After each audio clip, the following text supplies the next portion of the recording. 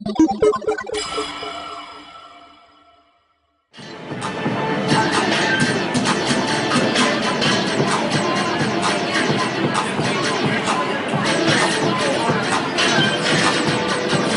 in real time, I'm adjusting the camera angle, and I can also hit that button, turn it from day to night on that screen.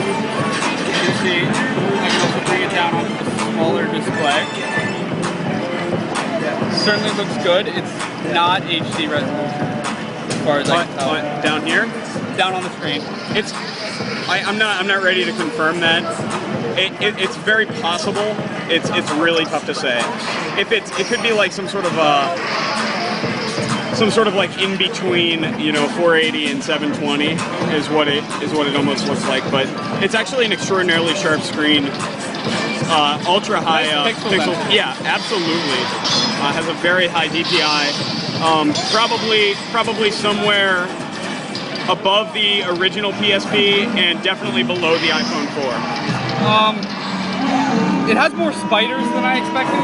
Yeah, there's definitely one big spider there, and that's more spiders than I would typically expect in any given tech demo, honestly.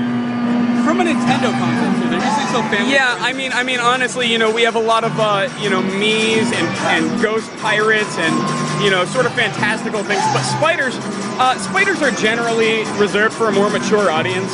True. So it's certainly nice to see that Nintendo is finally catering to the hardcore gamer. Arachnophobe.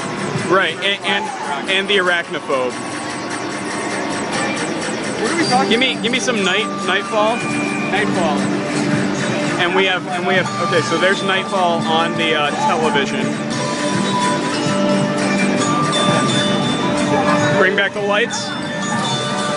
Spider's not so scary anymore. Yeah, exactly. I mean, I think really what this game is trying to tell you is that all you have to do to make spiders angry is turn on the lights, because then they realize that their petrifying fear, or your petrifying fear of them, sort of just kind of escapes. What do you? As you can see, the touchscreen is really responsive. I'm turning it from day to night very rapidly, getting a little spider disco going.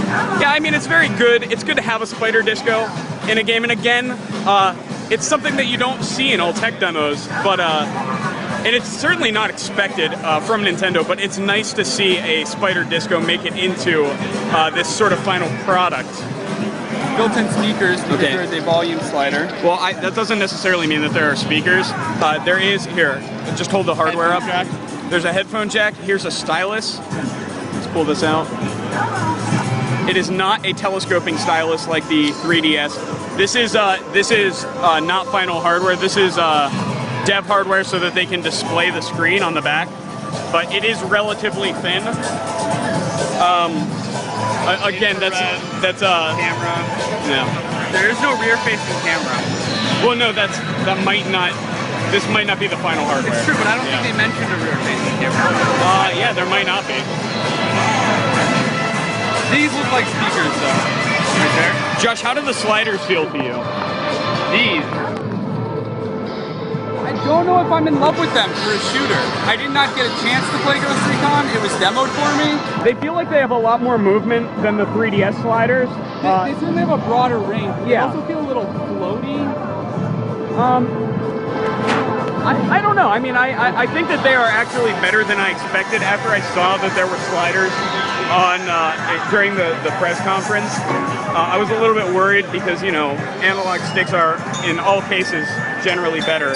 But no, I mean, I think it's a pretty solid piece of hardware, and at least visually speaking, it is absolutely just engrossing and super impressive. Definitely, I would say I'm impressed, certainly in terms of the graphics. And that's going to wrap it up. All right, thanks.